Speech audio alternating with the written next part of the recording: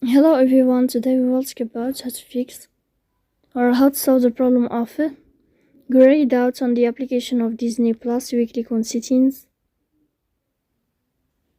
In this page you can click on apps, default apps, app settings.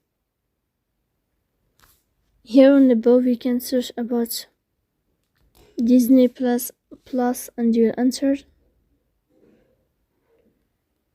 Here you can click on first stop and you can click OK. Then you can enter to storage and you can click. Here you can click clear cache. Don't click clear data because that can delete your account.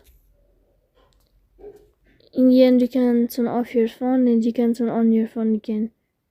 So please don't forget to support us by like and subscribe. See you next time in another video, and thank you for your attention and your watching.